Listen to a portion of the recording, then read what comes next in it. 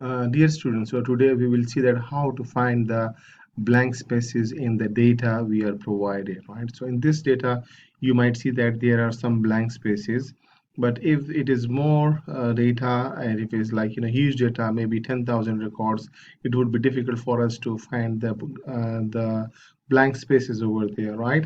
So we need some formula. So I have a very interesting formula in the Excel that is called equal signs count blank. Okay, so count blank, and then you just select the data if it is million lines code or data or is a few lines. Okay, so everyone will work with that one and just enter.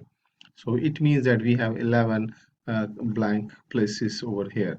So now because it's difficult to see that where are it, so why not to color it? So we have a very interesting phenomena. So just select these all, okay, and go to the conditional formatting. In the conditional formatting, select the highlight cell rules, okay. In that one, go to the more rules, okay. In the more rules, there is an option which is called blanks, okay.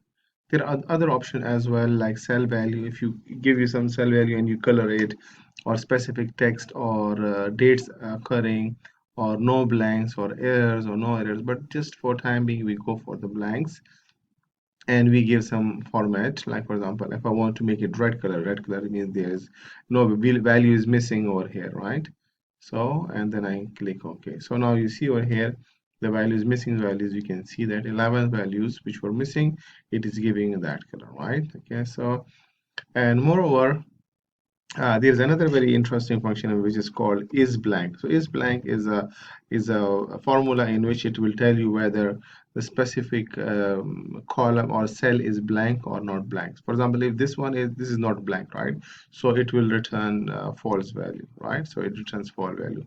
Let's suppose if this one is blank, right? This one which is D3. Okay, so D3 is blank. Okay, so D3 is blank. So it returns me.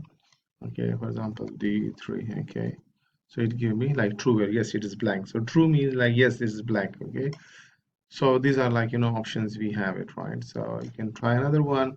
Let's suppose we try with the C8. Okay, so C8 is blank, so it will say yes true, it's blank. Okay, now try with another one which is not blank, like the last value which is 98 for the math students. Okay, and that is not blank, so we say D21, right? Okay, so it's false, so it's not blank, right? So this is another function related to the spaces. So thank you very much. See you in the next video.